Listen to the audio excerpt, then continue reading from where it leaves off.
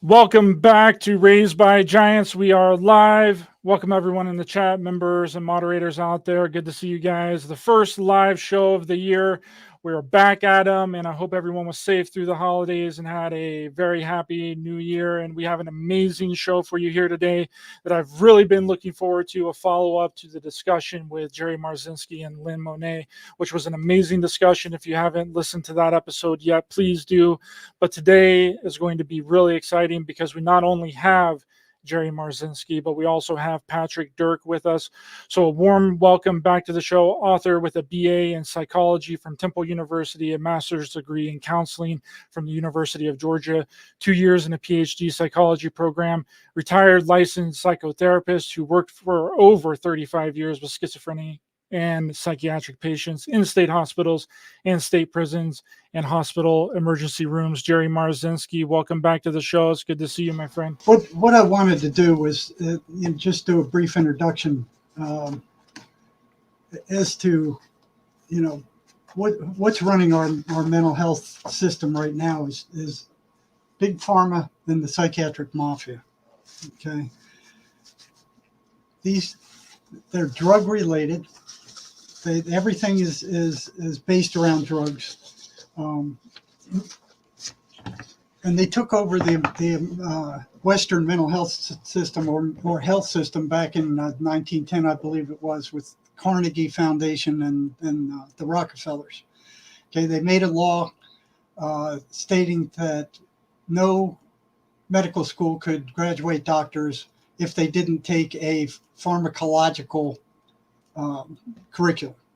Okay, so that knocked out everything else that was going at the time: acupuncture, naturopathy, Tesla's violet ray treatments. Everything else was kind of thrown under the bus. Again, the deep state operating back there knocked out everybody else. Okay, so the doctors could not be graduated from medical schools unless they took the big pharma curriculum, which they controlled. So they control the universities right now.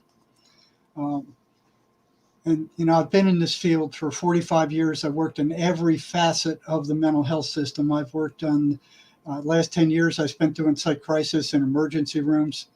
I worked 18 years in the psychology department at state prison. I worked 7 years in the biggest psychiatric hospital on the planet. And everything in between: mental health centers, private mental hospitals. And I've seen what goes on there. Okay, they're just drugging these people senseless. Nobody's being cured of anything. These drugs they're toxic. Just a few. One of the biggest things they prescribe are SSRIs for depression. Okay, now when I say they're toxic, these are the side effects of antidepressants, and they're selling. I think it's $4.7 billion of antidepressant drugs a year.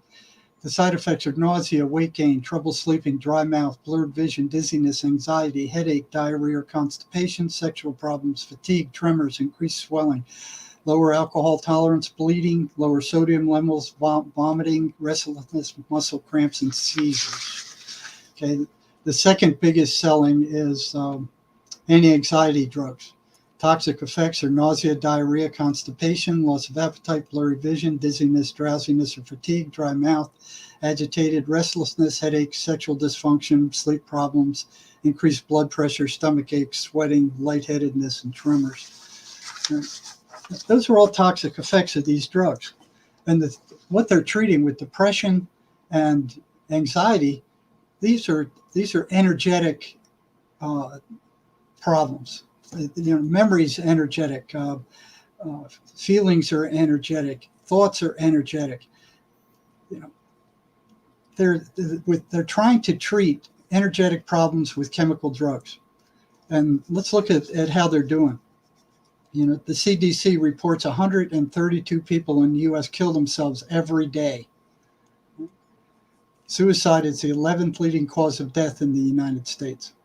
In 2021, 48,000 Americans killed themselves. Last year, it was almost 50,000. You look at the death rate in Vietnam, over 10 years of war, 50,000 soldiers died. Close to 50,000 people are killing themselves in the United States every year.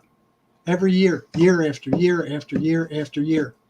And we've got more psychiatrists, we've got more psychologists, we got more psychiatric drugs than we have ever had in the whole history of the human race.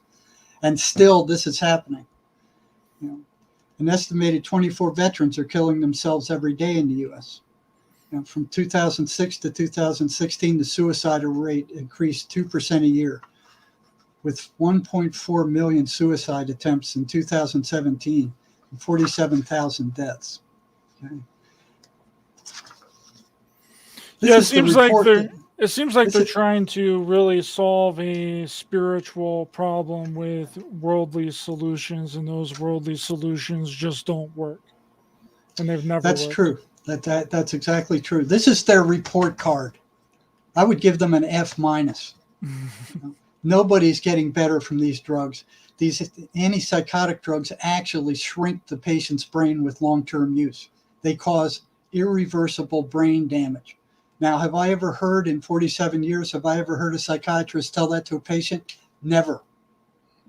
Matter of fact, I haven't ever heard them give, more than a fraction of the list of side effects that these antipsychotic drugs cause.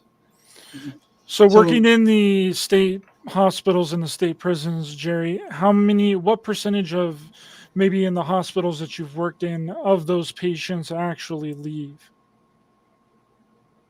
Well, when I was working at the state hospital, it depends on which unit, and there were regressed psychiatric units where those patients would never leave.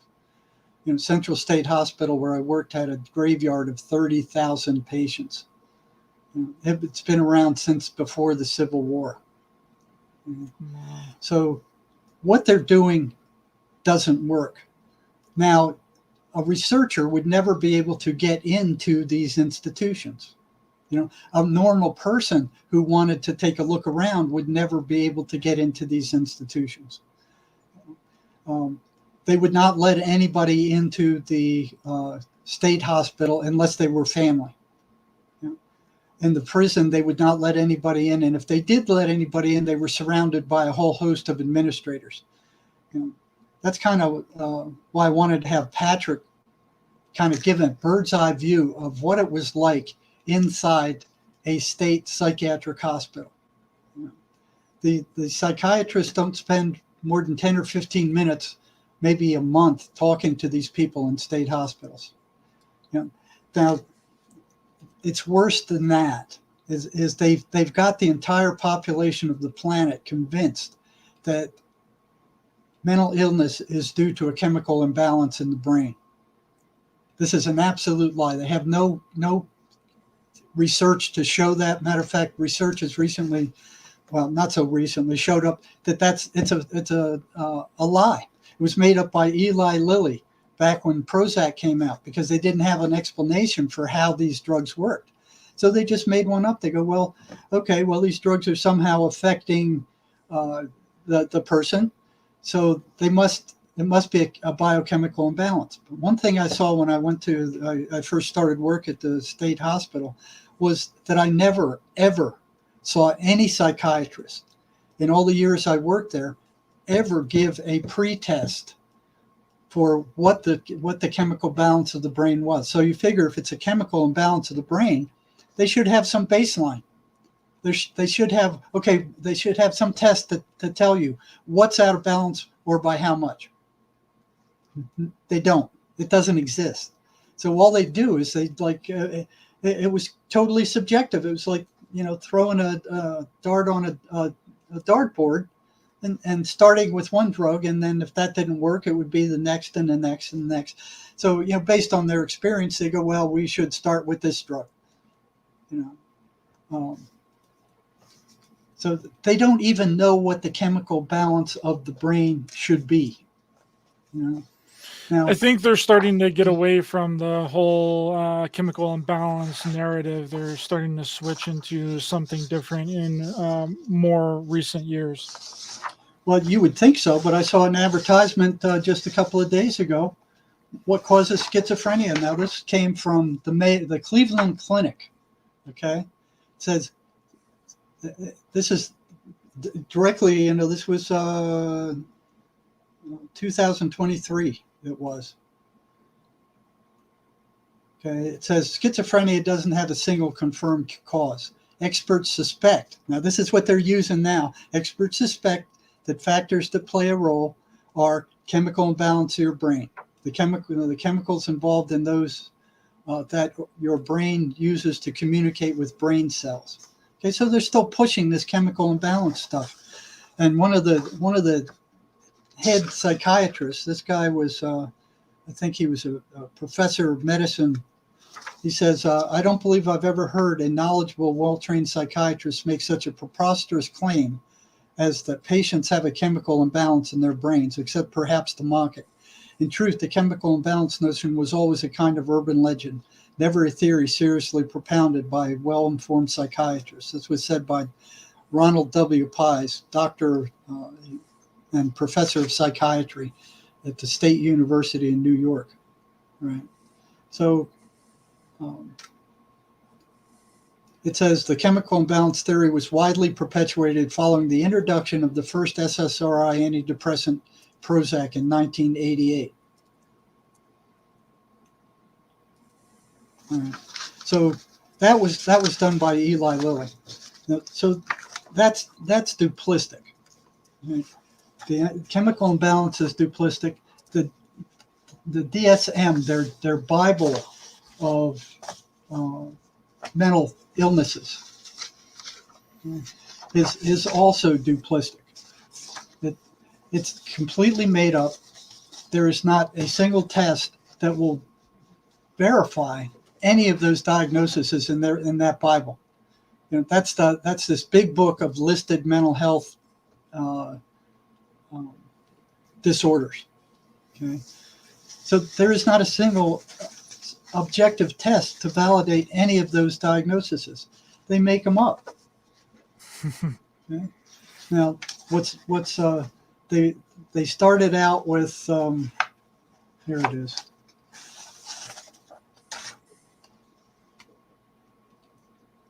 It says the DSM-5 contains nearly 300 impressive-looking but completely fabricated mental illnesses that were dreamed up by a small group of psychiatrists and presented in periodic meetings where 2/3 of their number had close ties to Big Pharma.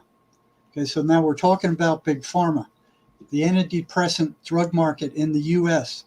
is expected to reach $15.98 billion by 2023. And these drugs don't cure anything. You stop taking when you're still depressed.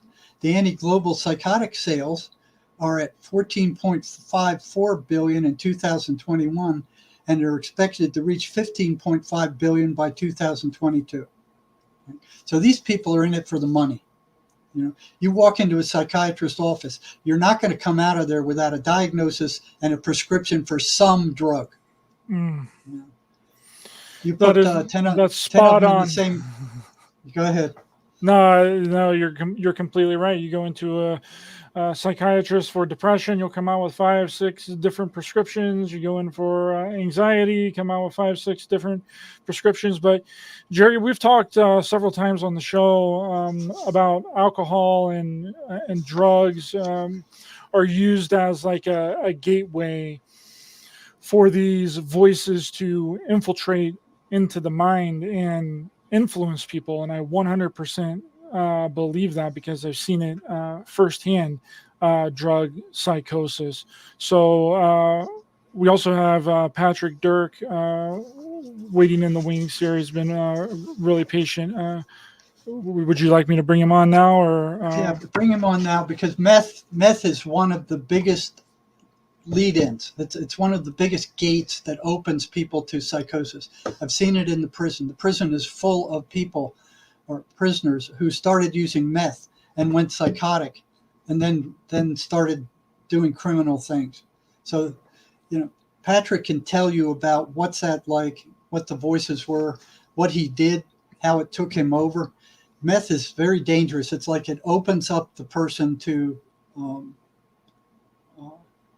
these negative entities. Yeah, so we have with us today Patrick Dirk, who has had an amazing story and journey, because I think it's really a journey, I feel, with alcohol and drugs and mental institutions and becoming sane in the midst. And he's also the author of the book Fire and Ice, the Meth Bible. Patrick Dirk, welcome to the show, my friend. It's good to see you. Welcome. Thank you so much. I'm so grateful for being a guest on your show today. I'm grateful to be alive and grateful to be free. Yeah, this is really good to see you, my friend, and thanks for coming on with Jerry. How did you guys get in contact with each other? Well, I think that's a good place to start. We met through film director Christy Lee. I shot a true crime documentary, and they had got to talking, and then she put us together, and we've worked together in the past. It's been great. Yeah, well, it's great to have you, Patrick, and thanks for coming on. So take us from the beginning of your journey. I don't think that you have any qualms with me calling it a journey, because I really think that it is, from the information that I've gathered about you. How did all of this really start with you? You know, I always start this story. I say I was born on January 31st, 1982. The devil tried to kill me that day, and I've been fighting for my damn life ever since. And I grew up in an alcoholic home. There was a dark mental illness present. I experienced childhood trauma, which I also think is a gateway. And then by 12, 13, I started experimenting with drugs like marijuana. And 14 years old, going into high school, I took my first drink, and instantly I was an alcoholic. From the very first sip, I detailed a story like that in the book, The Meth Bible, where I remember the first sip of alcohol, and I said, that's what I'm talking about. I want to feel like that for the rest of my life. And quickly, I was an everyday vodka drinker at 14, started having major consequences, star baseball player, just stopped playing sports, basically ruined my school career. And I dropped out of high school basically at 16 years old. I started working. And I had an addiction that went with alcohol mostly, but I did a lot of drugs in that time period too, up until about my mid-20s. And I'm firing through a lot of the story because I want to focus on the mental health aspect of this. But just to set the stage, I was a businessman at one point. I'm now married. I have children. I'm becoming very successful in the vacation rental business in South Texas. And I moved from Boston, Massachusetts down there with my dad back in 2004. And I started to have some type of success, and I'm married now, but I was a full-blown alcoholic. I had a string of bad business deals happen, and I boxed myself in. I lost my career, lost my family directly after that. And once I didn't have them in my life, I made a conscious decision. I just started dabbling with crystal meth. And when they were gone, I moved into my father's house in Corpus Christi, Texas. The name of the city quite literally means the body of Christ. That's where the story was set. The stage was set in this city. And I became a nighttime cab driver. I'm now a junkie cab driver, diving deep on a suicide mission, deep into the underworld of crystal methamphetamines.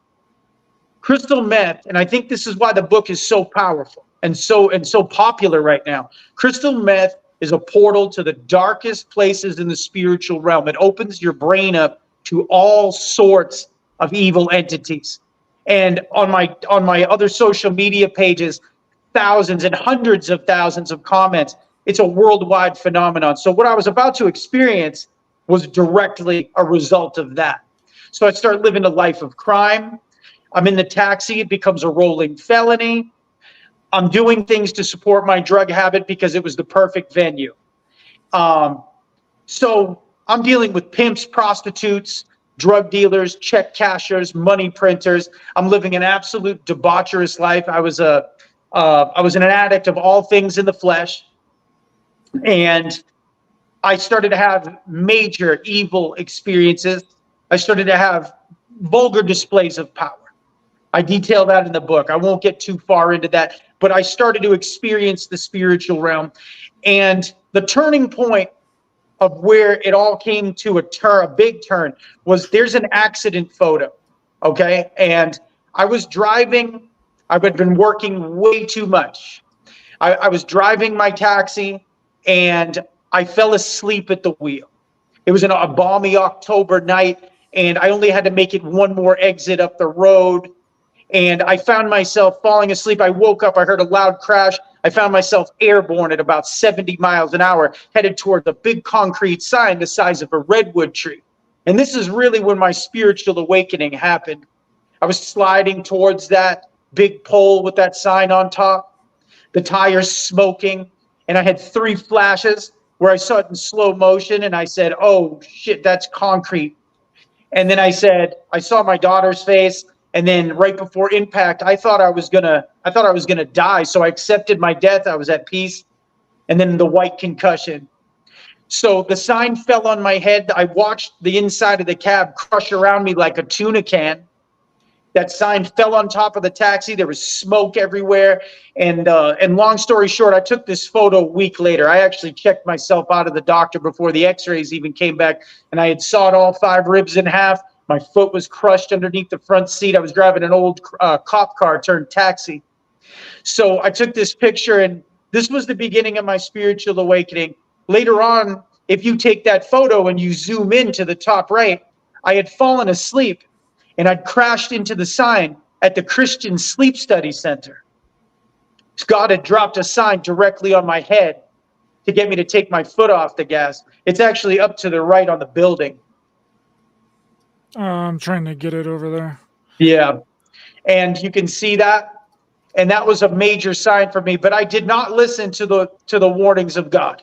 And I kept on going down the road to hell. And Ryder, I can tell you, it was covered in ice.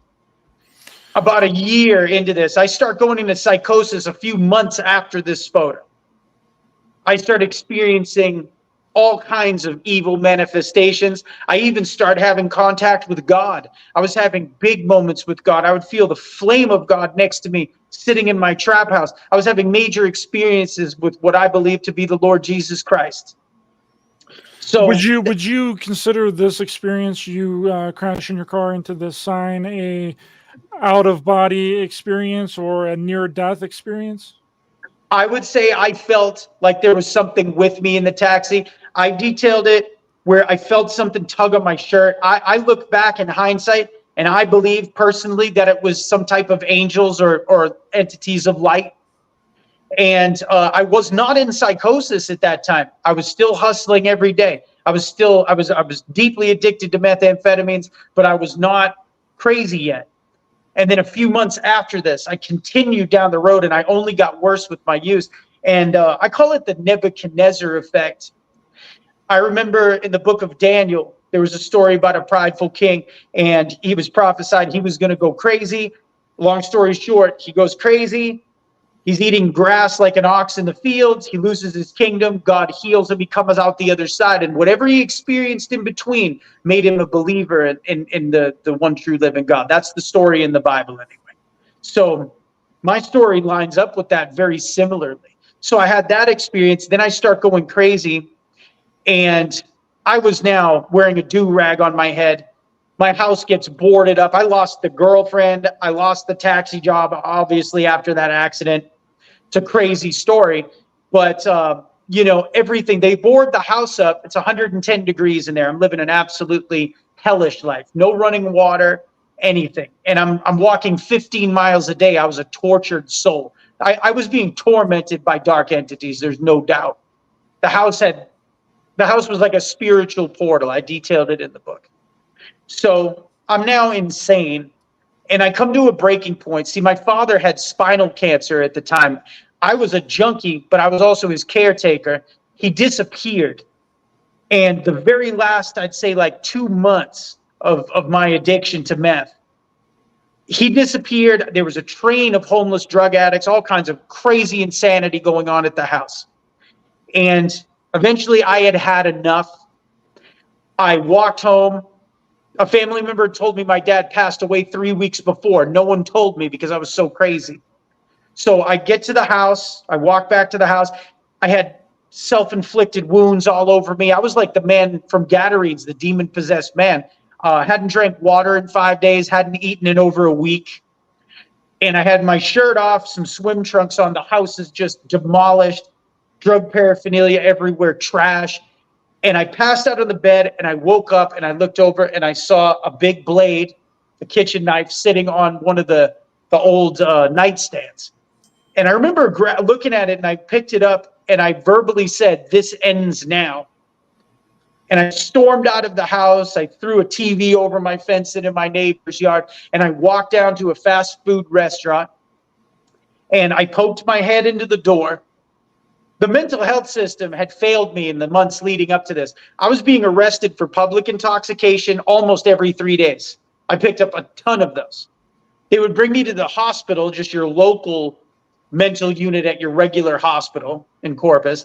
And then every 3 days, I was being turned out of the mill.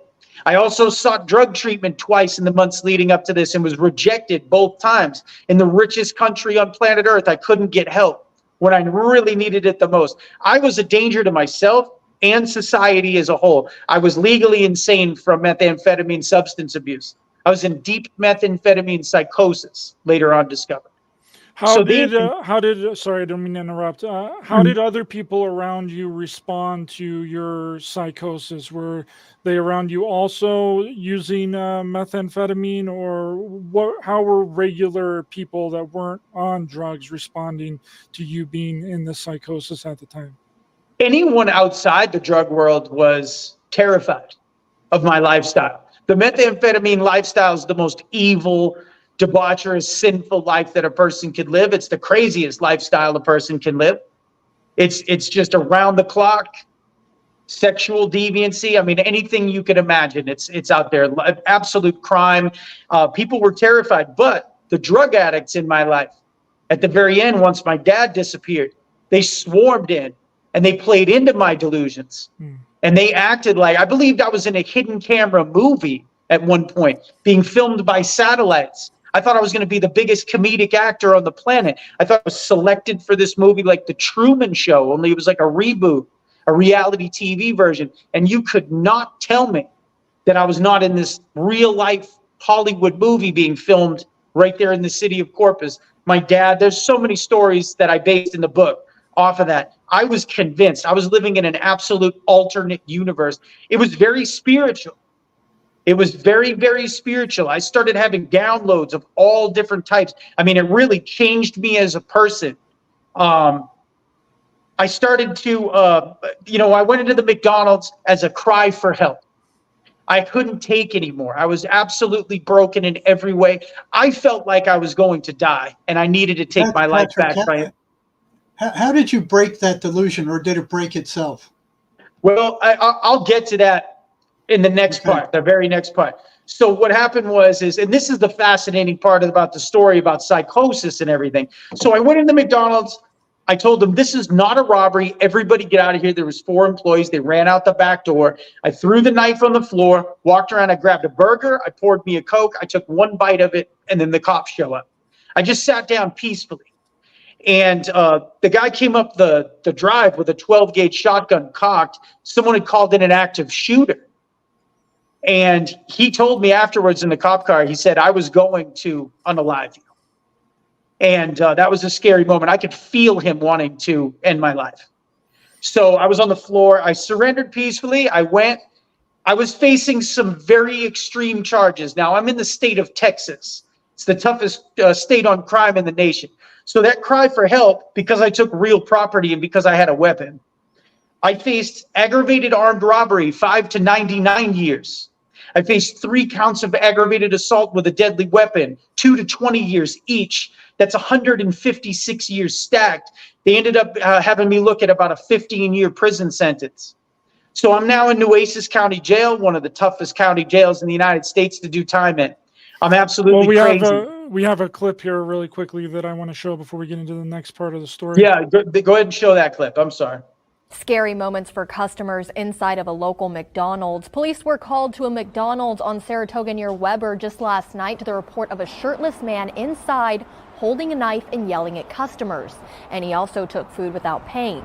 The man was arrested after officers were able to convince him to lay down his knife. And after the incident, luckily, no one was hurt. But that man has now been identified as 36-year-old Patrick Christopher Durkin. He's charged with robbery and aggravated assault with a deadly weapon. Police say that he tried to force his way into a nearby home earlier in the evening, and then he'd actually broken into another home where he stole a flat screen television. No, you didn't really steal a flat screen television, right? I gave them a flat screen TV. I threw it over it was my TV. I threw over my neighbor's house. The reports were wrong because when the TV hit the house, I immediately ran around the corner and did that thing. They thought somebody was trying to break in. So that was a false news report. I was never charged with breaking into any homes. I've never done a home invasion in my life. So that was all just wrong reporting. The news was actually there minutes after the police showed up. I mean, within a minute. They were there almost simultaneously. So now I'm in Nueces County Jail. I'm facing a slew of very serious charges. I'm in deep methamphetamine psychosis. The funny thing is that when my connection to drugs was cut off, my psychosis actually got worse. I started believing there was cameras in my eyes and they were seeing what I could see. And if I read the Holy Bible, I would read something I needed to know because I'm having this major God experience. The movie it's God themed. It's, I detail that so you can look at that in the book. But I get worse and worse. They put me on the drugs that are available in county jail to stabilize people. And I'm put in solitary confinement. I was a victim of brutal violence in Nueces County Jail, extreme conditions. It was really a hard road. So I stayed that way for 8 months out of the 10 that I was in Nueces County Jail. Were you hearing voices also, or was it just delusions? It was delusions and feelings. And I mean, I was experiencing things that I perceived to be very, very real. And I experienced things that I believe were real today. And I was being changed from the inside out. And I mean, my life today proves that. Okay. So I'm there. Unbeknownst to me, I had gotten, after months and months in jail, when it was time to get an attorney, I had been placed with this guy who was the #2 pay attorney in the city of Corpus Christi, a very high-powered, high-priced attorney. And I got him as my public defender in a lottery. And I believe God placed this man in my life so this story could unfold. So we're going up, we're getting ready. My insanity defense is rejected by Nueces County's DA because drugs disqualify you. No matter how legally insane that you're acting, drugs, if it's in your story at all, they will disprove the insanity defense because you put the drugs in your body. You are now insane, like if you were to do a drunk driving accident. You drank the alcohol, the accident's your fault. So they rejected that. I was getting ready to go to trial. And I'll never forget this. I remember my whole psychosis, by the way. I remember everything from it. I was just seeing through a different veil. So I remember everything that happened. I was just living in a delusional reality, but my memory was spot on. So I'm going to trial. I remember I was up at 3 o'clock in the morning. They only let me out for like an hour at night by myself. I was watching TV, talking to the weatherman, thinking we're having a conversation 8 months into county jail. And I remember we're talking and I went to bed and I woke up and I was completely healed overnight like I am now. I actually have a friend in real life who's still in prison right now. And I talked to him and he said, I'll never forget the day you walked into that gymnasium. He goes, you didn't even look like the same human being. I knew him from the streets. He knew me when I was also crazy. And he said that something dramatically changed and it was literally overnight. So I had this miracle healing and then it comes drowning me that I'm facing all this prison time. My house has been foreclosed on. I destroyed the house. All the terrible things I was doing to my body. I was using needles right off the floor and not even caring about who used them. I was having unprotected sex with so many partners I lost track. The lifestyle was absolutely terrifying to look back on once I had this healing. So 2 months later, we go to trial. I have a trial with just the judge, a bench trial the next morning. I called my attorney at 4:00 in the afternoon, and I've been seeing doctors the whole time. I was absolutely out of my mind. I mean, they were saying I was bipolar 1. I was misdiagnosed. So we go to trial. The night before, I call this attorney, and it's 4 PM, and I tell him, "What are we looking at, man? Are we looking at probation?" I'm like, "This is my first felony arrest of all time." I'm like, "I didn't take any money. I didn't hurt anybody. I should get probation for this." He goes, "I'm sorry, Mr. Durkin, you're facing," he goes, they're asking like 15 years TDC. And I went back into my cell, and I screamed into my towel, "I'm not going to be able to see my children when I'm in Huntsville." It's like a 7-hour drive from where we lived. I just accepted that the aggregation of every bad choice I had made from the time I was 13 years old up until that point landed me in that jail cell. And I made a change, and I said, "God, if you've got me going to prison, I'm going to go as a man of honor, integrity, and respect, and I'm going to try to serve you, and I'm going to try to save as many people from drugs, and I'm going to live a positive life as possible, and then I will pick it up after I get out." So I was looking at doing 12.5 years minimum without parole because I had a weapon in the crime, and you have to do 85% in the state of Texas. And I walked through the leaky, dark tunnel with the swinging lights. There was 12 of us men shackled. I think that was very symbolic later on. And I had foot shackles and hand shackles. We're walking through this underground tunnel from Nueces County Jail into the courthouse, and you have to take an elevator back up. In the tunnel, I was walking by something I saw in the distance, and it was the same make, model, and color wheelchair that my dad had when he had spinal cancer in the middle of this hallway in the basement. And I didn't think I was going to beat the case or anything. I just thought I was going to be okay. It was a sign. I had a feeling I was going to be okay. I walked up in the courtroom, and my little high-powered attorney looked like Martin Scorsese. And he's wearing this charcoal gray suit, and he goes, "Get in the side room right now." That's not good for your psychosis. You're thinking you're in a movie and then the guy looks like Martin Scorsese. Yeah, you'd have to see him. He looks just like him. There were so many strange happenings that kept me in psychosis. It's not even funny. And when the cops are feeding you gummy bears and pouring Pepsi down your throat in the back of a cop car after the SWAT team surrounded your house, that story's in the, based off of that story's in the book. I mean, all kinds of crazy experiences. So we go into this side room, and he's almost jumping for joy. He's like, "We beat the case. We beat the case." And I said, "What do you mean we beat the case? You told me 15 years last night at 4 PM."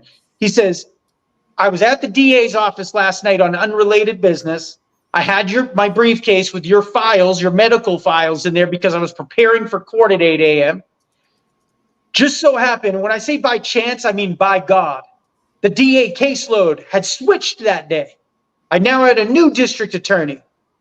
He presented my files to this district attorney in this last-minute meeting, and the guy just says, 'Yeah, we'll push that through.' An NGRI insanity defense. 1% of felons who apply for it even get it heard by the judge. 24% of the 1% who take that to trial get off. So less than a quarter of 1% of people can beat a trial on an insanity defense. And just to put that in perspective, Jeffrey Dahmer's insanity defense was rejected because he was too sane. That's how hard it is. And drugs disqualify you. I was in open court talking to doctors that I was on meth for 2.5 years, 3 years before the crime. I mean, it was an absolute miracle court case. The judge banged the gavel. He told me, "Don't say a word. Go up and stand before the judge." Judge Sandra Watts banged the gavel. It was signed into law that I was found NGRI, not guilty by reason of insanity. As part of my release, I had to go to a hospital. This is what the lawyer tells me after. He goes, "You got to go up to the state hospital for 30 days. He's like, "You're going to do a safety evaluation." He goes, "You're not crazy anymore." He goes, "You're going to go in there. They're going to kick you right out. They want nothing to do with you." I said, "Okay, I just did 10 months in the worst county jail in the country. I can for sure do a hospital." I was gravely mistaken. Now, this is where the story takes a really dark turn if it gets any worse, right? Really quickly, before we keep going, Jerry, as a working in these state hospitals and these state prisons, have you ran into anybody else that their psychosis continues, their drug psychosis continues after the drugs have been taken out of the equation. Like Patrick, I believe he just Yes, mentioned that that's 8 months after he had stopped the drugs, he was still in a psychosis. Yep, see what's so tricky about it is when they start using, the prison was full of those kind of people that were psychotic years after they stopped using meth. Okay, so what happens is they take the meth, they feel like Superman, like they're flying. I mean, it's a wonderful feeling, I hear, and then they start hearing voices telling them things, and they go, well, that's just a hallucination. And then when they come down, it disappears. So they're convinced it's a hallucination. And that may go on for weeks or months later. And then one day they wake up and the voices are there permanently. They don't go away. Right? They're just as psychotic as anybody else in the state hospital. And it doesn't go away. I mean, they're gone. That's why I wanted, people to hear Patrick's story. Meth is it's probably the single most dangerous drug out there. The prisoners called it the devil's drug for good reason. It is. And I was seeing evil things. I was seeing entities at one point in the house, 100%. And when I got better, they explained it to me like this. This is the scientific version they gave me once I got to this state hospital. So I got up there. I get to Vernon maximum security mental hospital for the criminally insane shortly after. I'm now free from county jail. I've beaten the case, but I get to this hospital. There's big gun turrets and guard towers and razor wire. And I called it Mars. It's out in the middle of nowhere. They don't want to risk letting the people out who live there. I mean, I pictured bloodhounds chasing an escaped mental patient through the field. When I pulled up, I was like, this place is bizarre. So I walked in, they did an STD and blood panel on me with a CDC lab that they had right there on site. And that was terrifying because of the lifestyle I lived. I'm now healed. And I realized 5 minutes into my trip, Vernon State Hospital Behavioral Health Unit, which is like one of the worst ones they put me at. And I was the most high functioning patient they were ever going to run into. I was healed by that point. So I get there. This reminds me of that book, One Flew Over the Cuckoo's Nest. Yes. Your story, I don't know if you've read that yet, but your story is very similar to that. A sane guy locked into a mental hospital and his perspective on it. Right. And I'm going to paint the picture for everybody right now, what it feels and looks like. So you go in, and then when they put you in the unit, it looks kind of like a hospital waiting room. There's rooms that line the unit. Half is female, half is male. It's a co-ed situation, the one I was on at that point. So this is a maximum security. This is for your true blue serial killers that you will see on the ABC News. I was in there with the guy who killed a pastor and stabbed 3 people, and he was found not guilty by reason of insanity. I was in there with another guy who shot the chief of police in his town. He was found not guilty, and the list goes on and on. Serial murderers, the herders of women and children, the worst of the worst. It was an absolutely demonic, evil experience. Just even the first 40 minutes. The first 10 minutes I'm on the unit, I saw a man's face just crushed in by another patient. He shattered his nose. And then I saw what the restraints chair was about. Vernon is a restraints hospital. They came up behind this man. They stuck what I called the rhino dart right here. It was Benadryl, Thorazine, and something else in a cocktail. And his eyes literally jellied rolled in the back of his head. He collapsed. They put him in a chair, strapped him down, wheeled him into a little tiny padded room, and had a tech sitting there with a clipboard. And he was in there for a good 5 hours before he woke up.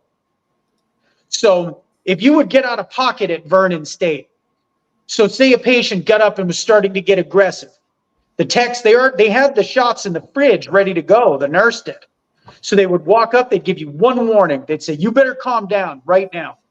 I would see the fear come over people because they've seen, even in their deluded psychotic state, they've seen the restraint chair or been in it before, and they don't want that to happen again. It's so torturous.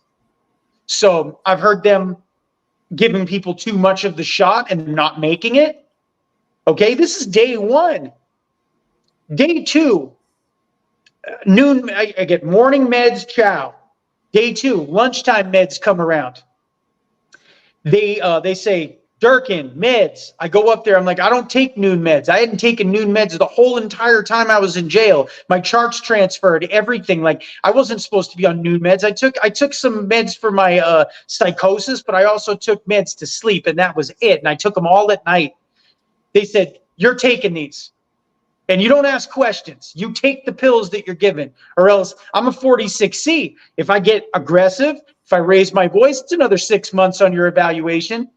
Okay, so they gave me this Dixie cup full of pills. I swallowed them down. 40 minutes later, I am crawling back up to the med, drooling buckets out of my mouth. I mean, buckets. I've never experienced anything like that. One of the side effects of some of these antipsychotics is you drool like you're dying, basically. So I crawled like the Walking Dead, like that zombie on the ground. And I was begging them for help. They dragged me back to my bed and threw me in my bed and told me to sleep it off. That's a true story. That really happened to me. And my heart was beating 1,000 paces a minute. I thought I was not going to make it that day. So I was in Vernon for 2.5 months. It was hell. I went before the Danger Review Board. I go to San Antonio State Hospital. This is where it gets really interesting. Did you see any psychiatrists while you were there? And what was your experience with them?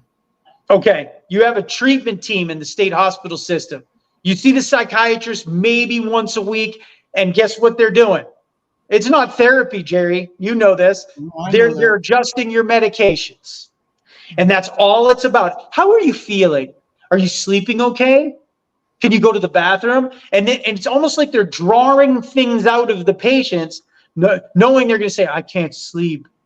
Oh, you need multiple doses of trazodone and Seroquel and all these other pills.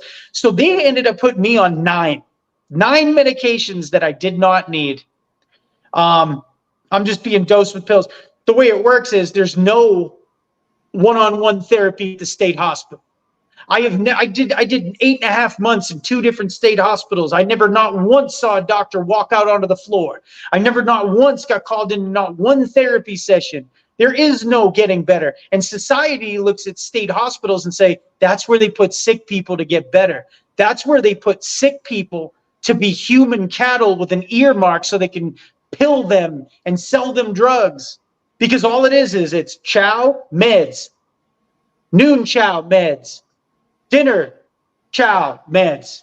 And that's it. And you watch TV the entire rest of the time. There's 2 TVs, one on each end of the pod. They have couches that look like they belong in a hospital, and they drug you, and you watch TV to keep you docile. Okay? So I passed the Danger Review Board. I go to San Antonio State Hospital, or otherwise known as SASH. SASH is a lower restrictive hospital with no restraints policies. It's actually against the law to restrain a patient at that hospital unless they're in an immediate act of violence and in the act of the violence. So, for example, a patient could crush the skull of another patient, and I've seen it with my own eyes, and I actually kept records of this.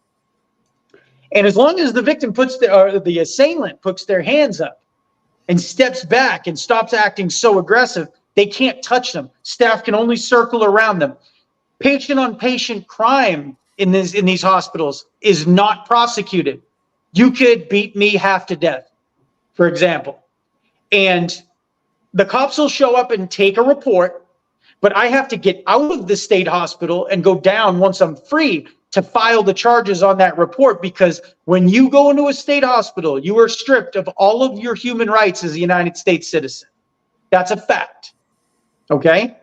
So you have no rights. I've watched women be brutally beaten, SA'd in the bathrooms, and they have schizophrenia. They have no way of defending themselves. There's no way that those patients, if they're lucky enough to get out, are going to have the cognitive idea to go to a police station and file charges against their assailant. So these crimes that happen within the state hospital just go unnoticed, unreported a lot of times. I witnessed cover-ups like you wouldn't believe. So what do they call that? The ward of the state? That's what they call it. You're a ward of the state. You're stripped of your right to even stand trial. So that's a 46B. Those are people awaiting trial that have to prove that they're sane enough to go before a judge. That's most of the people in there. The other ones have been found guilty. There was like 2 out of 200 of us. That's how rare the insanity finding is. And I can tell you, I've witnessed those cover-ups also. You know, where Yes, and the so like doctor what you were does something saying, Jerry, unconscionable, and they just cover from one another. what you were saying about the students and the people who come from the outside, they would monitor us so close when those people would come in to do their studies. It's like medical students. They would come in, they'd sit with a clipboard, and then staff would stay right next to you. If you started getting any kind of out of pocket or telling them too much, the meeting's over. Okay? So Yeah, I'm totally so much saying, so much for any research being carried on the front lines. It all comes out of the universities, and that's all controlled by Big Pharma. right, and they write the medical journals that sell the pills to us that make it okay, you know, that help the symptoms. So I'm on all these medications. San Antonio State Hospital turns out to be about 10 times more violent than Vernon maximum security. I was on this unit called the Crockett unit at San Antonio State Hospital. People being punched in the face while you're watching TV, people, all kinds of just vile, the most despicable human behavior I've ever witnessed. I'm in the most crazy environment that a human being could be in, and I am completely sane. I had to stare at the floor and go to a happy place just to keep my sanity just from the speech I would hear. Never mind what I would see. The showers are teeming with sexual perverts and rapists and all kinds of just deviant characters that would stare at you in the shower and threaten you and everything else. People were urinating on themselves and defecating. And in the name of clients' rights, they couldn't force people to change their clothes and shower. So people were sitting in their own feces. People were sitting in their own urine. Their pants were black with dirt. And they didn't even offer to bribe them with an ice cream sandwich to go take a shower. And later on, I found out that that worked very well because I started to have this fight in me. I went to the doctor one day. I had sexual problems. That was the final straw. I said, I'm not going to live like this. I walked into my doctor and I said, I am not taking these pills not one more day. And if you have to force drug me with them, then so be it. But I won't willingly take these. And he says, why should I take you off your pills? Explain it to me. And he was actually a really cool guy, this doctor. He was this African-American gentleman. He was amazing. And I explained to him, I said, I was on drugs for almost 3 years before my crime. I was out of my mind. I had a healing in jail. I said, God healed me and I'm totally fine. And they knew I was high functioning. They knew I was healed. The staff would tell me, they're like, you don't even belong here, Patrick. So this doctor listens to me and he says, oh my God. He goes, you were doing drugs? He goes, you shouldn't even be here. This is a big mistake. And I said, I told everybody. And he calls the social worker in. I was terrified they were going to overturn my not guilty verdict. And my lawyer later explained that'd be double jeopardy. They couldn't do anything. But this doctor agrees to take me off all medication for a 4-month evaluation. If I didn't show signs of delusion or aggressive behavior or violence, I would be left off the medication indefinitely after this 4 months. He signed the order and he submitted it and they couldn't change it as long as I didn't do anything wrong. So now I'm off pills. I'm one of the only patients in the history of San Antonio State Hospital, a Draculian facility that's been around since the 1800s. They used to take spikes, and a doctor told me this. The 1800s, the elites would send homosexual patients, people with that were slow, low-functioning people. The elites would send their unwanted children there, and they would shove a spike into their eyes and do lobotomies that way. And now they're just doing it with medications. And I used to see pictures from the 30s and 40s that were framed on the wall as I'm wiping the walls down at my job for $7 a day. And it would be these vacant, zombie-looking patients that have all had physical lobotomies in their brains. How did that facility stay open through that entire time? Because normally a lot of what they called them back then was insane asylums. And a lot of them were shut down due to this kind of behavior. Like researchers would come in and they would film there, and then it would be on the news, and then it would get shut down. So well, I can't imagine them allowing that to happen. They wouldn't let a researcher in there with cameras. I never saw. But when did that change though? Because that's a fact though, that a lot of them in the early 1900s and up until the 70s, a lot of them got shut down because researchers would come in. I think Stash was one of the older ones, and it remained open. It was, I mean, it's from the 1800s. An actual doctor told me these stories about the spikes. She's like, that's the history of this hospital. It's got big brick buildings, and like they're really old in the front. And then they have a new facility. So during this time, I get off the medication, okay? Now the ball's turning. The judge finds out about that I was on drugs. It was a big mistake. A bee's nest was tipped over in this, okay? Everyone's coming to talk to me, yada, yada, yada. So now I kind of see that I have this upper hand. Now I've saw so much violence, so much abuse and neglect that I started keeping journals because I'm a very intelligent person.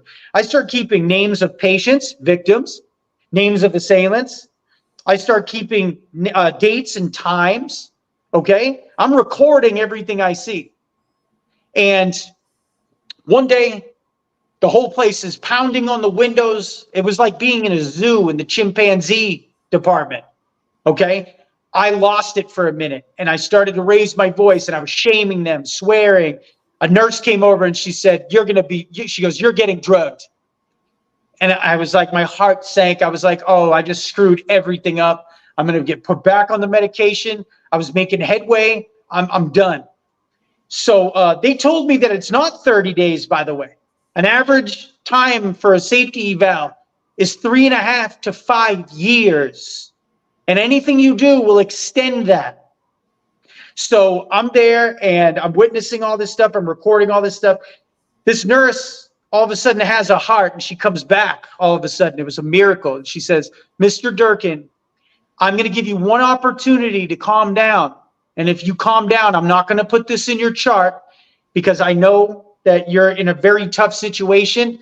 You're not crazy. And I won't report this and we won't drug you. She said, she comes back and she says, if you write a letter, if you don't like the way things are here at San Antonio State Hospital, and this is just the nurse who was on the floor. She says, if you write this letter, I will put it in an envelope and I will take it up to the White House and deliver it personally. Now, the White House is a big building up on the edge of San Antonio State Hospital where all the top brass sit. Doctors so powerful that they can wave a stroke of a pen and set you free no matter what you've done. Okay? These are your shot callers in the state hospital system at the top level of this hospital. I wrote a 4-page letter in 5 minutes, and I explained to them that I am an educated person. I'm well-spoken. I used to be in business. I said that I had figured out a way to get my cell phone into the facility legally by reading my client's rights handbook. I think I was the only person cognitive enough in the history of the hospital to ever read this client's rights handbook that everyone's mandated to get. So I read the book and I found a loophole. If my mom took the camera out of my cell phone, I would now have contact to the outside world. I was legally allowed to have a device in the state hospital system. That's exactly what I did. So before this incident, my mom sent me a phone. Did they change that after you left? I don't think that they can. They have to change it at a state legislative level in Austin. They might have done that after this, but I'm not sure. We'd have to check into that. But I had the phone. There was just no camera because they can't let you record. They use the banner of HIPAA, where you could violate another patient's HIPAA rights, but really it's because they don't want the atrocities being uncovered, okay? So I have the phone. I write this letter and I said, I'm going to take my name, all the names, the dates, and the times of all these victims and absolutely terrible incidents. I saw a woman beat to death out underneath the tree. She was almost beat to death. She lived. She was in a wheelchair for about a month. She was a short woman. She was in her early 20s, and a big male went over and beat her in the face and started kicking her with his closed-toed shoe out underneath the tree, and she was just covered in blood. The techs couldn't even stop him. He was wandering around the unit for 45 minutes after this incident. The girl's outside bleeding. So they couldn't restrain him because he stopped beating her. It was wild. So I had stuff like that in my bag of tricks, in my arsenal. So I write the letter, I put it in there, and I said, I'm going to take the names, dates, and times and incidents to the local and state media. And the longer that you keep me in this hospital, the longer, the bigger of a problem you're going to have from Patrick Durkin. Every time something happens, I'm going to make it an issue because I saw some really bad cover-ups. So she took the letter up there, and by God, somebody opened that letter up at the White House at the top level, and it got passed all the way to the top. Now, they didn't tell me what was going on, but staff had become friends with me because they felt bad that I was totally sane in this terrible situation. So staff was feeding me inside information that they were getting during their stand-up meetings that they have before they go on shift. So they told me, this one guy said, you're being moved to Fannin, man. He goes, it's coming today. And I said, okay. I said, they're going to punish me. Fannin was an all-male unit, and it was full of pedophiles and murderers and the people too dangerous to be around the opposite sex. Let's put it that way.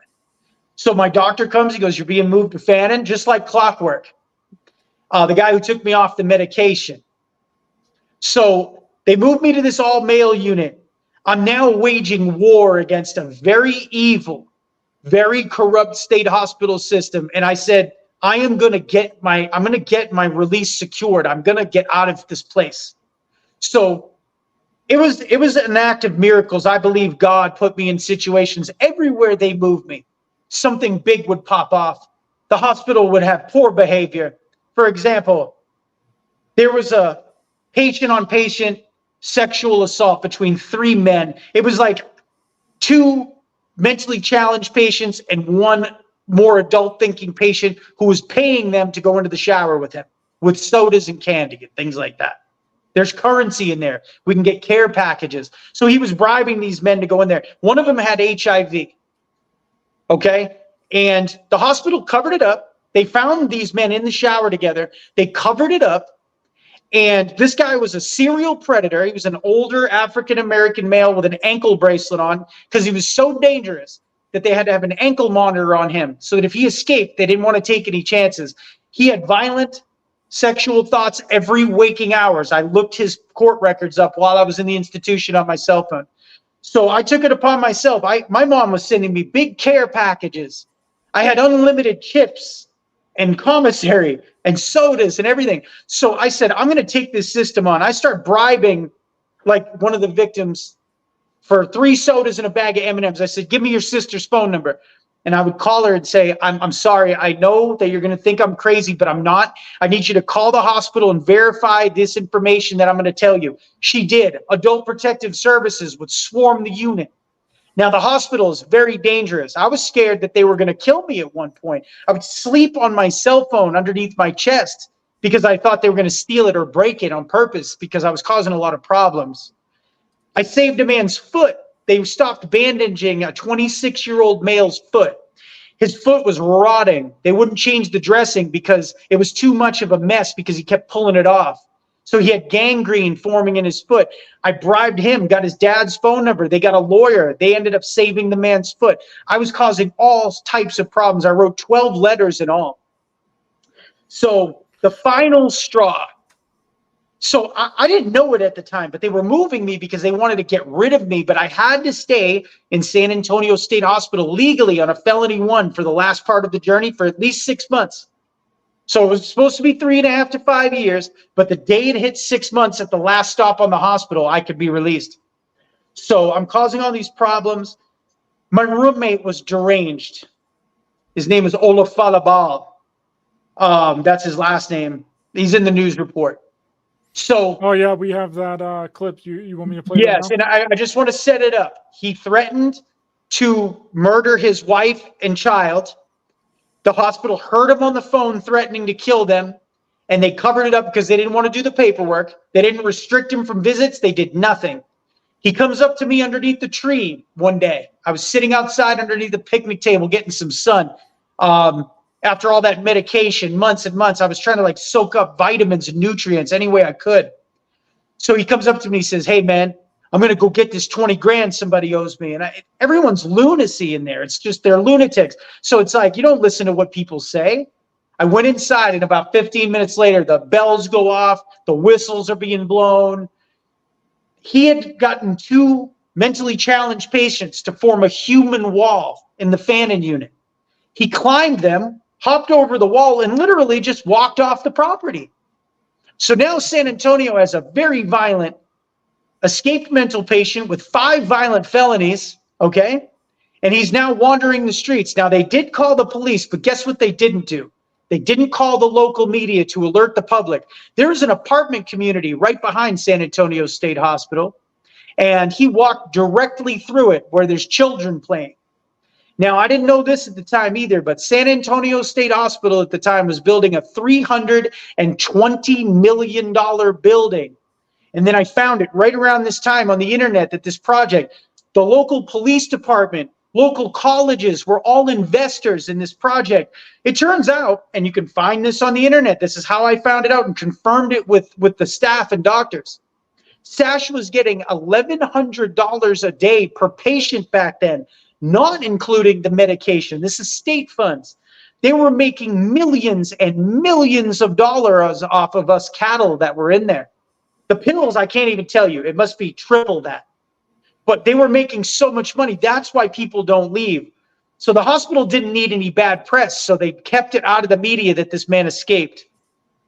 I have my cell phone. I cook up a plan. I said, I'm going to blow this thing wide open. I get on to Ken's 5, and I message the news reporter, and I say, do y'all want a story about an escaped mental patient? And whoever was on the other end returned, you can't have a phone in the state hospital. So with some quick thinking, because I wasn't crazy, I dropped a GPS pin from inside the fanning unit. Immediately, a message comes back. What's this guy's name? I got to verify that story. They called the hospital after I gave them the name. They call the hospital. They verify the story. Now, he could be out there going to kill his wife and kid. That was the last thing that he said. So I was thinking, okay, let's do good in 2 areas. I'll secure my release, and I'll save that woman and child, possibly.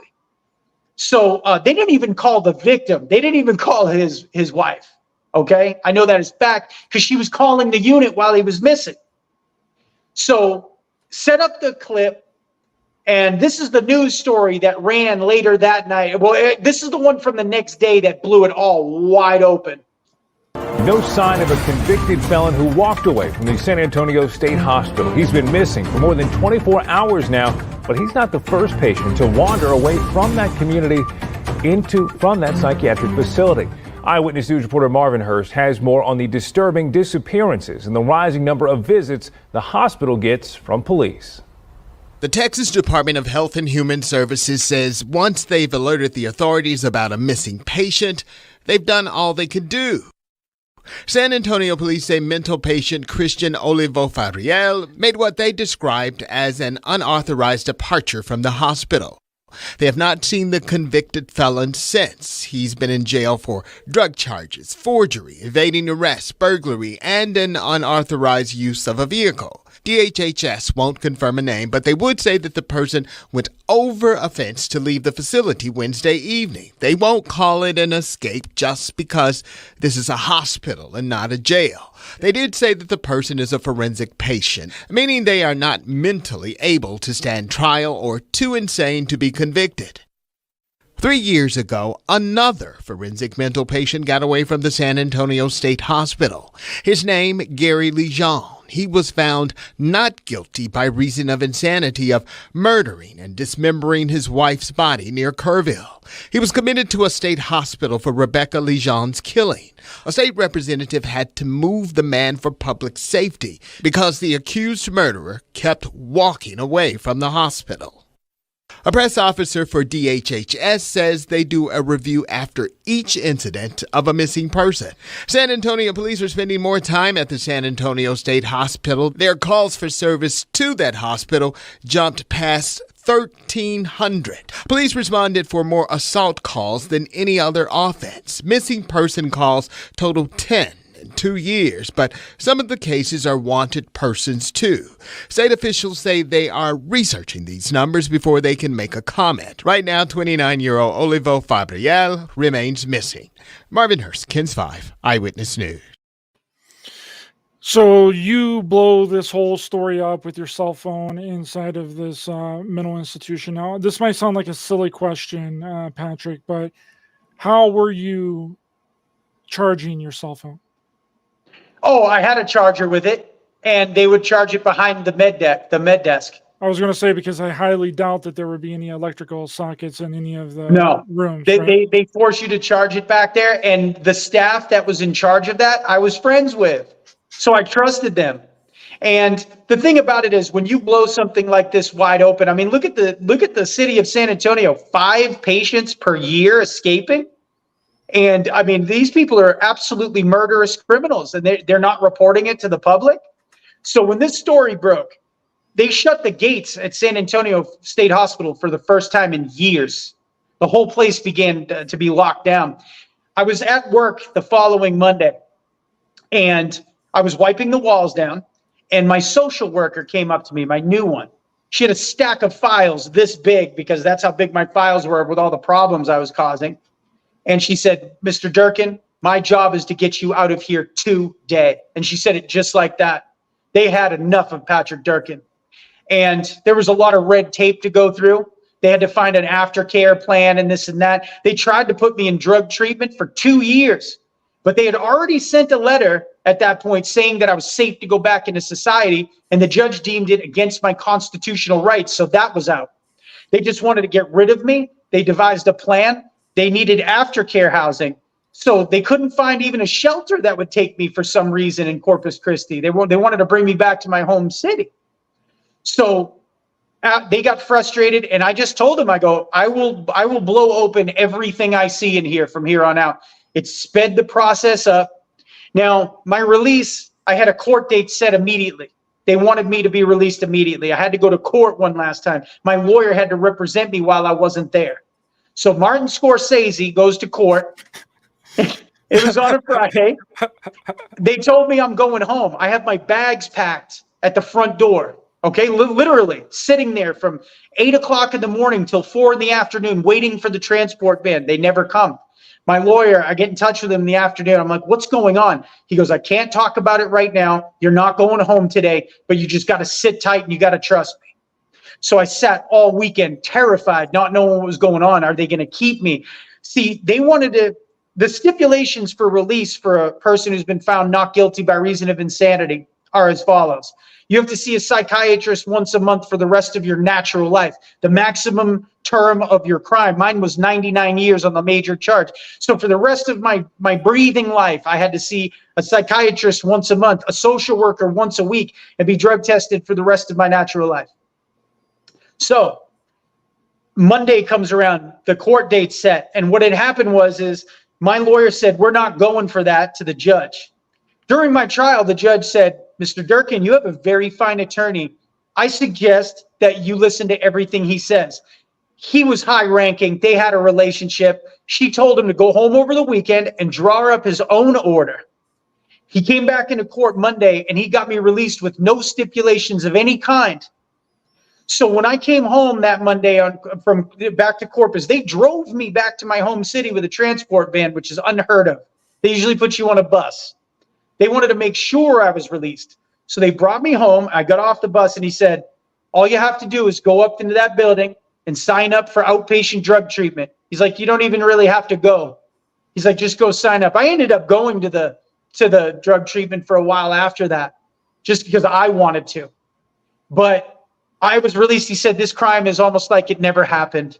He's like, "You're a free man with no criminal record, and you're free to move about as much as you want." I was on a mission from God.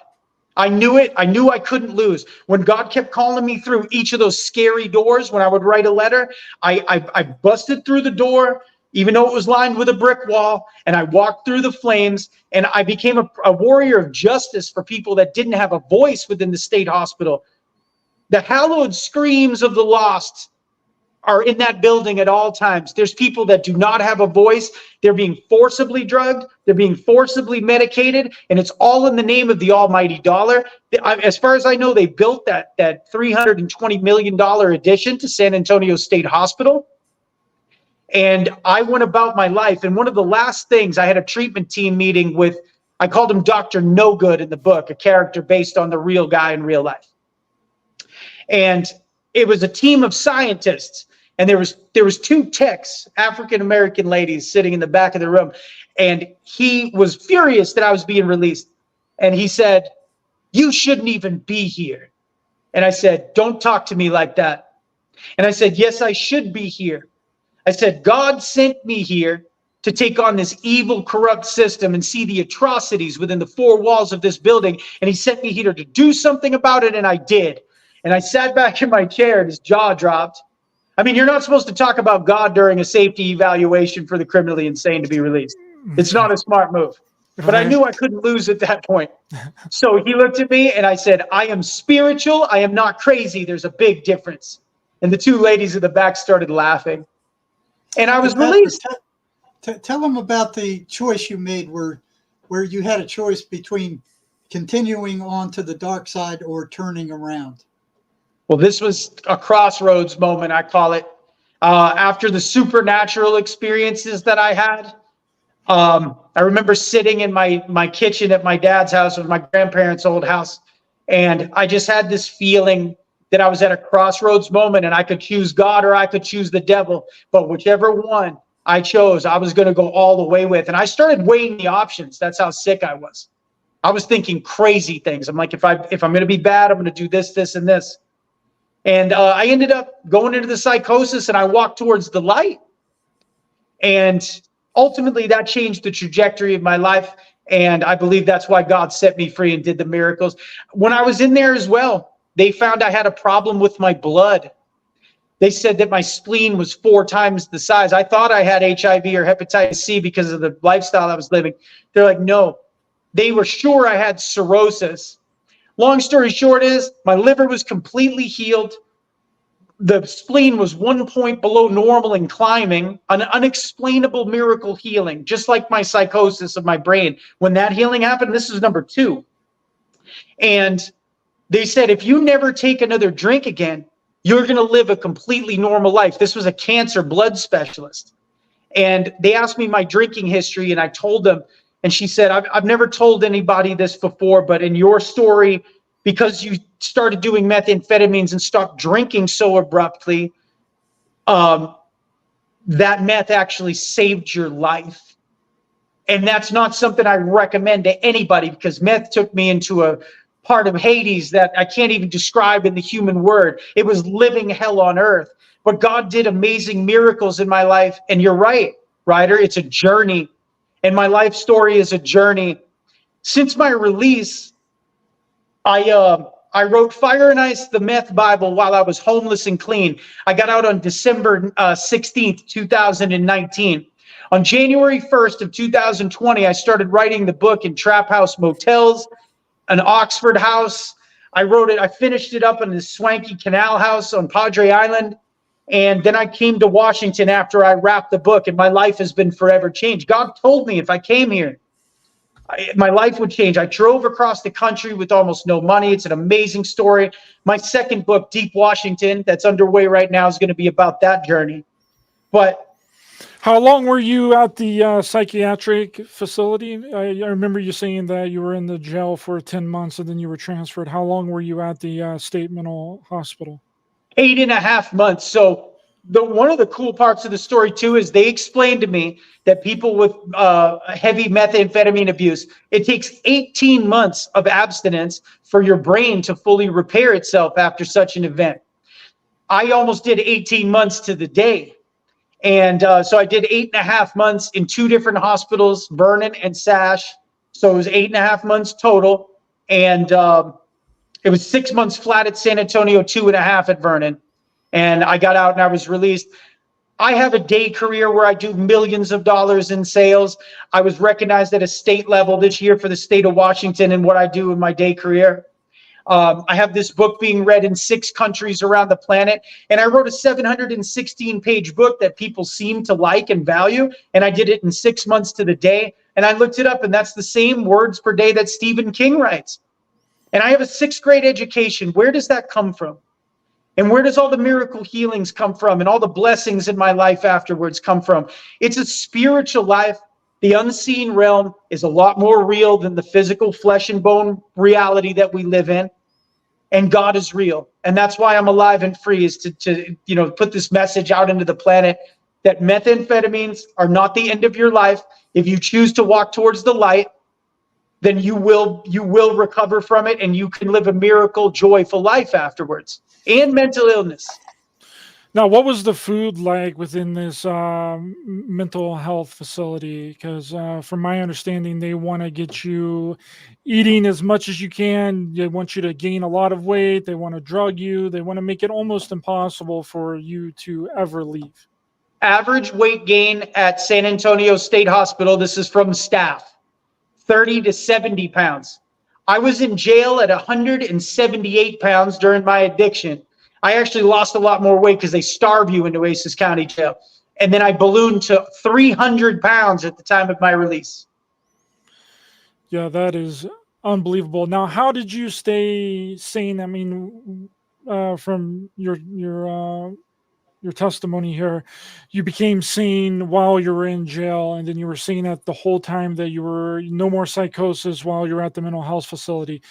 How did that feel, being around a lot of criminally insane people that were basically out of their mind 24/7? How did you stay sane during that amount of time? Well, I mean, just picture this. You're playing chess or checkers with a man who's explaining to you how he was accused of strangling his wife with her own pantyhose. I mean, these are the people I was brushing shoulders with, having conversations with. I mean, it was absolutely mind-bending, super depressing. I believe I have some form of PTSD from it, but I don't recognize it. I don't live there anymore. I don't live in fear anymore. But I mean, when I hear a whistle go off, that kind of triggers me a little bit, because that's when the violence would break out. And you usually heard a whistle and saw something extremely rough. So yeah, the residual effects were really hard. And I would have to look at the floor to answer your question. And I would go to a happy place. I would think of my children. I would think of the book I was going to write. I was on my cell phone writing short stories about my addiction on my cell phone and releasing them onto the internet. And that's what became Fire and Ice, the Meth Bible, once I was released. So I would do things. I would write, express my feelings. Writing is a cathartic thing. It's very therapeutic. It helped me get my feelings across. I helped deal with my father's death. My mom died 6 months after I got out. I mean, life has been a journey and a painful one for me at that, but I don't regret not one bit. I'm stronger than I've ever been. And now I lead a worldwide movement against the devil and crystal meth all over the planet, reaching South Africa, Australia, and everywhere in between, coast to coast, the United States. It's been incredible. Now, Ryder, you were saying researchers got in there and kind of exposed this. To be honest, with the psychiatric mafia, none of the establishments I've worked in over my mental health career were as bad as what Patrick is describing. I'd say the state hospital was maybe less than half as bad.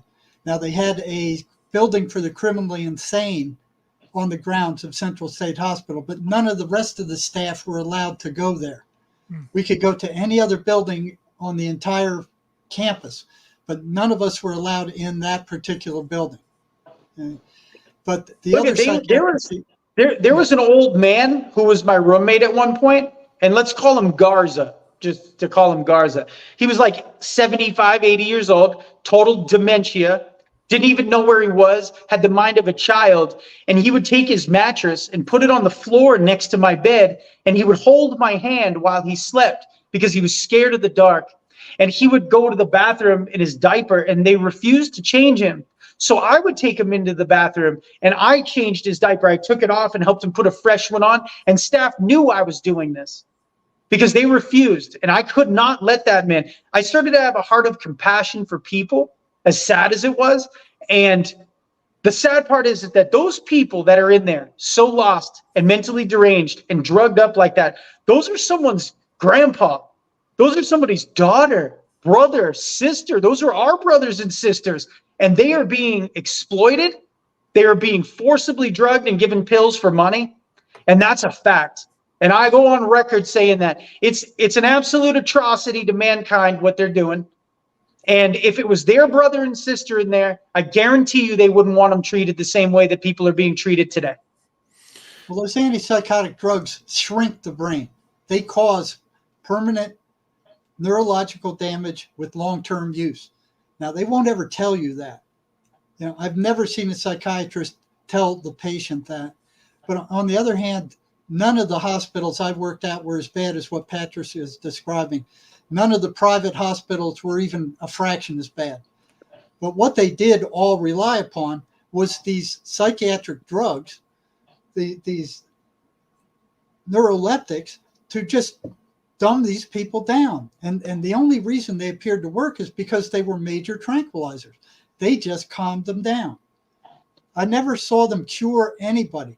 Because as soon as they were released or as soon as they went off those drugs, the psychosis came back. Look, this story, I'll tell you this. This is another picture of Vernon. I was there, and there was a woman there she was found not guilty by reason of insanity because she put her children in a bathtub with plywood and she stood on top of it. There was a man who was also in there. He was a Satanist who played the organ and the piano. He played the organ in our church service inside. Okay, they were having a relationship that staff somehow had masked. I don't know if they were bribed or whatever, but the woman and the man, he was a serial killer who killed 10 prostitutes from Louisiana to Texas. He would hit him over the head with a bowling pin and stuff a bird in his mouth. Staff told me this. And she had the thing with the children. He ends up impregnating her. She had just unalived her children in a bathtub, and now she's pregnant, and they're having a serial killer baby within the walls of Vernon Hospital. Stuff like this happens every single day. It's an insane place, the Texas State Hospital System. They moved the man, and the child is out there somewhere. Wow. How many people did you see released in your pod during that 8-month period at the mental health facility? Well, I took a cheeseburger that was worth $3 retail and a 10-cent Coke. And I was watching people who assaulted children in gas station bathrooms walk out before me. So there's that. And then there's also people who never leave. There's people that the system is completely broken, completely mixed up. And if you look at the tent cities that line the highways going into every major city in the United States right now, those are all dual diagnosis, drug addicted mental patients, and they're going in and out of the state system. And they're not getting any help. We are the richest country on the planet. And that's why I'm an advocate for this. We are sending billions and trillions overseas to all different types of countries. And our own people are living in zombie towns all over the United States. To me, that's an absolute crime. It's a crime against our own people. It's treasonous, if you ask me. And I think that the wheels of change need to be set in motion. And I think that there needs to be a huge reform at the state level that regulates state hospital systems all over this nation. Well, there's got to be a huge reform in the way they approach mental illness. The psychiatric mafia and big pharma have everybody brainwashed that the only way to treat mental illness is with these pills. Have you heard of a shamanic crisis before? Do you know what that term is? Yeah, it's a shamanic crisis. It's a shamanic crisis is a phenomenon. Indigenous tribes all over the United States and all over the world, goat herders in Afghanistan, Mongolia, anywhere where there's indigenous people that don't use Western medicine. When someone has a psychotic break like schizophrenia, when they have one like bipolar 1, those people aren't put on psychotropic drugs. They're put with an older mentor who's been through the call, they call it, the shamanic call, where they've been through a crisis. They mentor these people in 40% more of the time, statistically. It's on YouTube all over the place. They walk these people through, and then when they're healed, those people aren't stigmatized as crazy. They're lifted up. They're revered as the healers and the shamans in these tribes and communities. and they come out 40% of the time more than our mental patients on all these high-tech drugs do. I just don't see how that isn't being studied. And why isn't it being put into practice? Why aren't we bringing peer support in and having people mentored and walked through the fire on mental illness when it heals you Well, almost twice as much as these pills?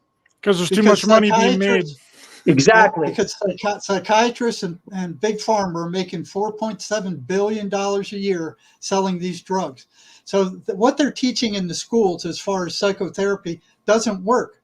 And they're blocking the stuff that does work. There's something called the MACE energy method out there that actually will cure like 80% of common mental illness, not psychosis, but depression, anxiety, bipolar, OCD, PTSD. Right. It will cure it, and they're blocking it. They just completely ignore it. I mean, it's been brought between. It was developed in Australia. It was brought up before their legislature, who ignored it. They took it up to the university and said, "Listen, we'll show you this works. Why don't you teach it?" They said, "Well, we'll teach it if you give us the rights to it, the copyright." Now, this therapy is available to anybody right now. You can go to www.maceenergymethod.com/about/, and there's a whole list of MACE therapists that will cure most of your psychological problems at a fraction of the price of what psychiatry charges to drug your brain, which doesn't cure anything. They're trying to cure a spiritual illness, which is energetic. Thoughts are energetic, memories energetic, feelings are energetic. All that's energetic. It's like trying to discharge a magnet by pouring Thorazine on it. It just if it's not spiritual, Jerry, why are all the meth addicts around the planet, and I'm talking hundreds of thousands, if not millions of people, why are we all having the same evil experiences with evil spirits, shadow people, evil voices, the devil? Why is it always evil? Why aren't you seeing unicorns jumping over the fence? It's because it's a portal straight to hell. It's a witch's brew drug made with red phosphorus that's literally made with burnt bones. It's pharmakia. It's a gateway to hell that opens something chemically in the brain, and it opens up the spiritual world, and it's called the devil's drug, because when you mess with it, that's who you're going to get. And I've been studying the psychotic voices that schizophrenics hear for decades. They run fixed, repeatable patterns, and they're all negative. So would you say that they're persons without bodies, Jerry? Like they're evil entities that have personality? I would say. These are entities with personality. They have reason. They are diabolical. They are parasites. They bring the person down to a low energetic level, and then they take their energy. And you can talk to any schizophrenic who's hearing voices. You ask them how much energy they have before the voices come and how much energy they have after, and they will tell you they are drained after the voices attack them. Okay? Your book detailed that. Entities. Your book detailed that, and especially the story about the crackling, the arc welder in the wall. Like I had the experience in the meth Bible with the sparks shooting up out of the stove. There was something in the electricity. We live in a world of energy and vibration. We live in a very electrical, spiritual world. And I mean, they communicate through energy. I mean, that's why people see apparitions. Shadow people is a huge one. We do shows about it, endless shows about what people see. We do videos endlessly about what people see. It's always negative. It's never positive. And then God will show up near the very end in most of these people's stories. And I say most of them that have made it out. God will show up and give you a choice. And it's your choice which road you walk the rest of the way. Is those hallucinations due partly to sleep deprivation, though? We were talking about this a little bit earlier before the show, Patrick, because we know that if you don't sleep for a long period of time, and that's what methamphetamine does, it doesn't allow you to go to sleep. So do you think that some of these hallucinations or delusions are due to not necessarily the drug, but the side effect of the drug and not being able to sleep? When Christ, Yeshua, went into the desert and he met the devil, he didn't eat for 40 days. We were fasting for the devil is what we call it. It's a term. We were living a debaucherous life, not eating, not sleeping, not drinking water, and we saw spiritual things. And the veil has been torn from our eyes. I think that it's a revelation because of the combination of everything: sleep deprivation, starving yourself of food and water. And I think that the fasting creates an experience 100%. Well, also the psychotic voices don't want the patient to sleep, because if they can wear them out and deprive them of sleep, then they're more suggestible. Jerry, what so did what did the voices say about the 23rd Psalm? Well, they hate it. That's one of the first things I noticed when I worked at the state hospital.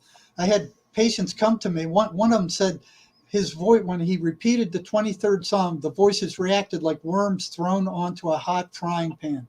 So I started checking that out. That is consistent. The voices can't stand the 23rd Psalm. They can't stand Psalm 91. Now, why would a hallucination? The psychiatric mafia insists that these voices are hallucinations, despite the fact that they run patterns, despite the fact that they have not done a single study on them at all. They just went, we hereby declare that they're hallucinations because we said so. And you must believe it. Why would a chemical imbalance care about words out of an old book? It's ridiculous to think otherwise. Why would a hallucination care? Why would and why are these voices consistently negative? If they're hallucinations like the psychiatric mafia says, why are they consistently negative? Why aren't they sometimes good, sometimes bad, sometimes neutral? Why aren't they all over the place like regular hallucinations are? This is inconsistent with what they're saying. Why would a hallucination be anti-religious? Why would a hallucination foster and create negative emotion? Why would it energetically drain the victim? I mean, there's all these patterns. They get louder after sunset. They're all the hallmarks of the devil. The voices are telling people to hurt themselves. They're telling them that nobody loves them. They're telling them that God doesn't exist. They're telling them all these hateful, negative things that really drain the energy out of people and give them no life. Exactly right. They tell them they're ugly, you're stupid, nobody loves you, you're crazy. Your wife's cheating on you, this and that. Cheating on you. All that kind of stuff. It's all negative. And once they get them down to that lower energetic level, then they drain their energy because they can only take low vibration energy. They can't deal with, the Christ energy or love energy. They can't deal with it. Anybody who sends them love, they run like a bat out of hell. They can't stand it. After my crazy experience where I went mentally ill and came out the other side, I experienced synchronicity. I experienced all kinds of crazy things. I have the deepest faith possible today. I've had checks drop out of the sky for $20,000, like all in real life. I live a different life. I'm not even the same human being. How do you explain that? I drank from the time I was 13 years old till the time I was arrested in that video. It was 25 years in a dungeon of addiction and debauchery and self-loathing. I used to hate myself. Today, I'm my own biggest fan. I go after all my dreams. I live a productive, positive life. I'm known for being a positive person today. My last name in Gaelic, Durkin, it literally means pessimist when you look it up. I'm the most positive person around today. I try to be that. And I really genuinely mean it. Something happened to me spiritually when I was in that realm that has left me a completely different person. I'm happier and more successful and more driven than I've ever been. And now I have a heart to help the world become a better place, and we're putting it into action. How does that happen to a child abuse victim with no therapy, no drug treatment? I went to 9 treatment centers in my life, and every one of them failed, but not this one, not the treatment center God had for me, not the journey. So people can look at my story as crazy, but if you look at me today, the stretch between the two entities that I have become, from what I used to be to today, people can't put their finger on it, and they can't explain it, and there's no scientific explanation for that. How long have you been sober, Patrick? That arrest video was June 3rd, 2018, so it's over 5 years. Congratulations. I was an IV meth addict who's been incarcerated. I call myself Boston 2%. I have it tattooed on my body, the 2% symbol, because only 2% of us get and stay clean off meth lifetime. I don't struggle with it at all anymore. I was blessed. I had a true blue, real life miracle from God above. He touched me and I've never been the same. And now I lead people out of the fire. See, what psychiatry and psychology don't seem to realize is that we are spiritual beings. We're not Having a physical human beings. We experience. are spiritual beings. And in all the years I spent in college, I have never seen anything in psychology that was spiritual. I have never seen anything in psychiatry that was spiritual.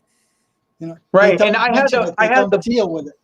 I had the balls to write a book that exposes the spiritual side of crystal meth. There's not many of those books out there. It's very unique, and that's why it's resonating. The number one comment on my TikTok videos is, "Oh my God, I can't believe somebody's speaking about this, because every time I try to, people call me crazy." And now we have this community of crazy people that are all healing and getting better, and everybody's getting clean, and they're getting their life and their kids and their careers back. I mean, it's a spiritual realm for sure. And God's doing real miracles. Now, what would you say, what was your opinion of psychiatry while you were undergoing all this? Well, I mean, I really personally can't have an opinion on actual psychiatry because I got no psychiatric treatment. I was drugged. I was incarcerated. And that, I mean, I can tell you that was terrible, but I never had therapy, not once. I never sat down with a doctor one time to talk about my feelings or how I was doing or anything. That's it. I don't even know what psychiatry is. I mean, what happens at a state hospital isn't real psychiatry. My grandfather was a child psychiatrist. I know what a real psychiatrist does. And that's not there, 100%. So I think the state hospital system is run by the pharmaceutical mafia. I think it's all a big sham. I think it's a big scam. I think that they take patients that were used to be inmates and they start making $200 a day in county jail, and now it's probably up to $1,500 a day per patient in the state hospital now with inflation. Yeah, now what So they it's a did is business. they closed down state hospitals all over the country, Right. and they dumped all those people on the streets, and they couldn't survive out there, so they had to steal and rob and sell drugs and what. Now they're all in prison. Texas the has prisons 4. are the state hospitals, and it cost them twice as much to keep them there. Texas has 4 operating state hospitals: San Antonio, Austin, Vernon, and somewhere else. And it's And one they of the closed lowest down the one funded in states Georgia. in the country. So it's like they're still out there, but I think they're that they out there. want us to make it think that they're all closed down because they have these big cash cows sitting in the middle of fields. I mean, I added the numbers up. There was 6 units, 40 people per unit, $1,000, $1,100 a day. Do the math. That's millions. Never mind the medication. That's not even in play yet. You're talking millions and millions of dollars. They don't want to let people go out of those places. It was a miracle. I left in 6 months. I was the fastest patient to ever leave San Antonio State Hospital on a felony 1 charge. They never let you go that quick. They had to let me go because God told them. He made it so impossible. The cost of those medications are outrageous too. It costs for a psychotic to stay even half sane on those meds is somewhere around $800 a month just for the meds. And plus Mexico. The psychiatry. Yeah, go to Mexico and you can get them for $75. The same medicines made by the same companies, and there you can buy them over the counter. Here in the Why aren't we United States, researching plant-based medicines like cannabis and psilocybin that are like psilocybin they're saying is like lighting up the human brain and healing it in small doses, where it's like, you can see it reconnecting. Why aren't we studying that? Why isn't that being used in modern medicine? I mean, it's because they want to manufacture pills, inflate the prices, blow it out of proportion, and they want to make trillions of dollars doing it. And they don't want people to get better. I think you're absolutely right. They do not want people to get better. It's the almighty buck that does that. That's why they're suppressing something like the Mace Energy method that actually works. They don't want something that works. They want to sell drugs and make money. It's like an appeaser. I think that cannabis can be just as harmful, though. I've known people that that smoke some weed and they'll go immediately into a psychosis, and they'll become super paranoid and think that people are after them and that the government's watching them and that they got their phones tapped and all that. So I'm not an advocate for cannabis or any of that either, because I think that it can be just as dangerous and just as harmful. Now, psilocybin in a like a microdose can have beneficial effects, but just like with cannabis and methamphetamine, in a large dose, it can also take you into a psychosis as well. And you can get all of that same type of things that you've been through, Patrick, with a high dose of psilocybin mushrooms. Or and I don't think that people should take high doses of anything. I think if it was studied under, if we took all the money that they were pouring into the pills and refine natural medicines that come from the earth, there's probably a possibility that they could make it safe, make it effective, and it'd be a heck of a lot more effective than what there's out there now, for sure. Have you ever taken Seroquel before? I have. Seroquel made me feel like I was going through chemotherapy. It burns your pancreas. I mean, these are the side effects. Number one. Yeah, it's an antipsychotic drug. Yeah, I mean, I felt poisoned. I felt 100% poisoned. I felt weak, deteriorated. My skin started turning gray. My eyes were bloodshot. I felt like I had taken chemotherapy for cancer. That's not something that should be on the market. Well, see, these drugs they're not abusable drugs. Nobody in their right mind wants to take them, and even people in their wrong mind don't want to take them. Yet the psychiatrists are holding on to them like they're gold, because to them they are gold. I mean, in Mexico, you can go and buy them over the counter at the drugstore. You can go to the psychiatrist. He goes, I think this will help you. You go to the drugstore, buy it over the counter. You don't have to go back to that psychiatrist. Here in the United States, you got to go every month. You got to keep going back to that psychiatrist to get your prescriptions refilled. Look, my dad was an accountant at a children's hospital in real life. And he told me that he was seeing bills for $800 for a bag of saline, $400 for a box of Band-Aids. What is going on in the United States? We need a complete overhaul of medical reform. Absolutely. I agree. It's trillions of dollars in waste, and it's lining the pockets of the most evil people on the planet that would do this to the American people and people all over the world.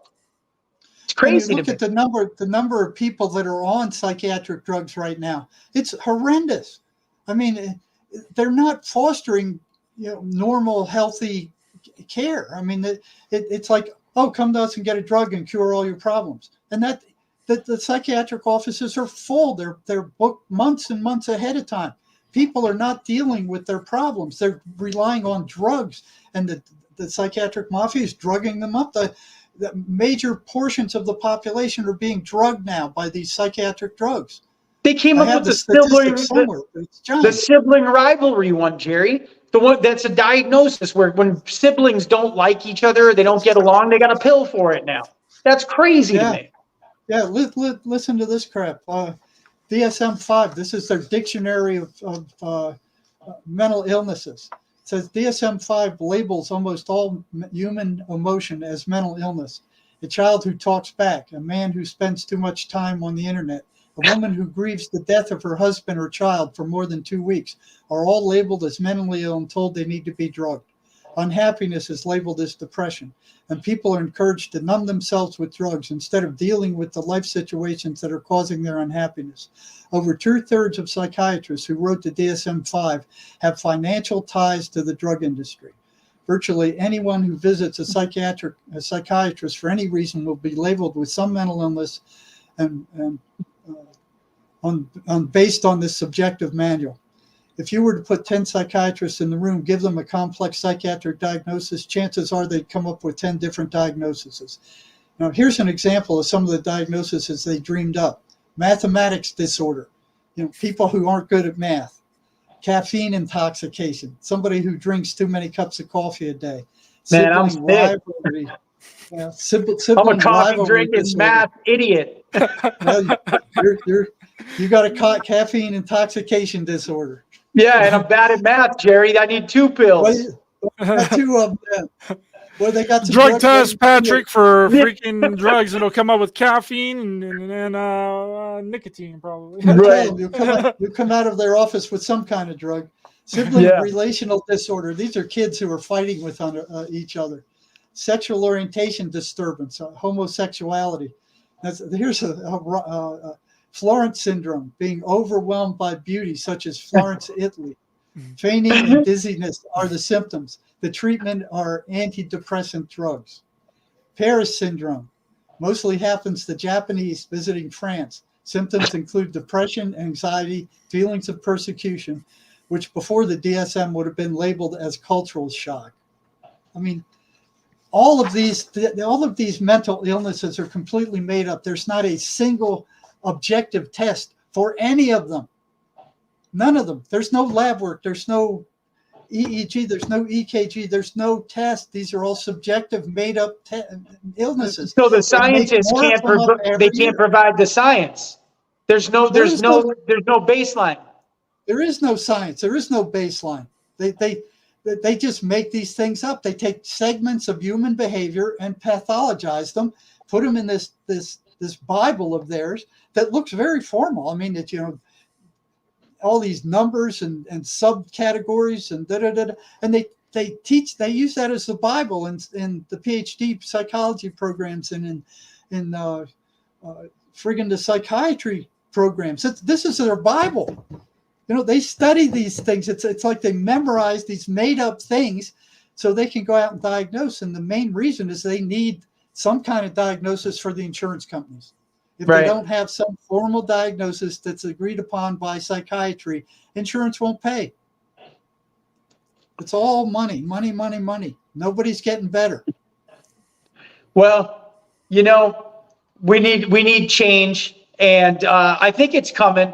I wrote Fire and Ice, the Meth Bible. Honestly, when I was writing it, I wrote it for the big screen, and I think it's unique enough where it has a shot. And if that ever happens, we're going to go down to San Antonio State Hospital with some news crews and go see Dr. No Good and see if he wants to have a sit down meeting with me. I'd love to run into him again.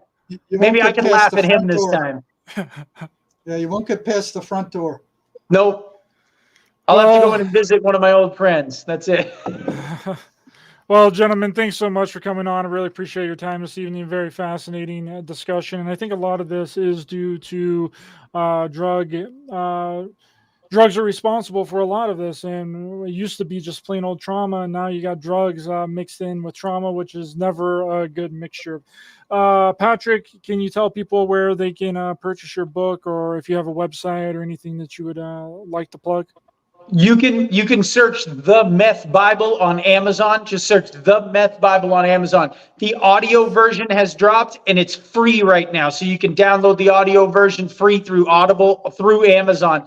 The Kindle version is free if you have Amazon Prime, and it's also available in paperback. And it's an exciting read, but reader beware. It's the most raw book about meth addiction you will find anywhere.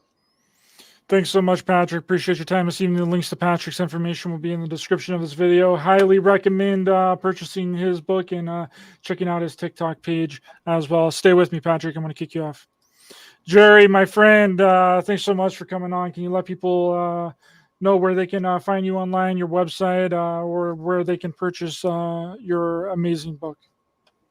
Yeah, they can purchase An Amazing Journey Through the Psychotic Mind from lulu.com, the publisher, or Amazon. Now, that book will tell you about how we came to the conclusion that these voices that the schizophrenics hear are not hallucinations, but are actually entities. Okay. The other thing is, I think that this, for the most part, psychiatric mafia should be replaced by the MACE energy method. It shows almost immediate results within 3 or 4 sessions. Most normal psychological problems, average psychological problems, are cured. They're gone. And you can find a practitioner at www.maceenergymethod.com/about/. Okay, and it will be a lot cheaper than going to a psychiatrist. I mean, this is a cutting-edge energetic therapy. It's the only one I've ever seen that actually works. None of that stuff that I learned in undergraduate, graduate school, or in the PhD program can even hold a candle's light to this stuff. I mean, this stuff works. You know, if you're thinking about drugging yourself with psychiatric meds, try the Mace Energy method first. Thanks so much, Jerry. Really appreciate your time this evening. The links to Jerry's website is in the description of this video. Highly recommend it. Stay with me, Jerry. And a big thank you to everyone in the chat. Please be sure to hit the thumbs up button to help the channel and the algorithms. Share, subscribe, hit the bell icon as well for notifications. And a big shout out to Matthew for the $50 super chat. Thanks so much, Matthew, for your kindness and generosity and support of the show. Really appreciate you guys. Everyone else in the chat, good to see you. Jeanette, Anna, Michael, We Free, Wu Gai Fu. How's it going, Wu Gai Fu? No Bull Truth. Thanks so much for being here. Thanks for being a member. You can sign up to be a member and become a Ryder Ranger member and support the show monthly. And also check out my documentary on Amazon Prime, JFKX, Solving the Crime of the Century, also for free on Tubi. And you can watch it internationally on Vimeo. All the links are in the description. All right, guys. Hope you all have a safe and wonderful weekend. We'll see you guys next time.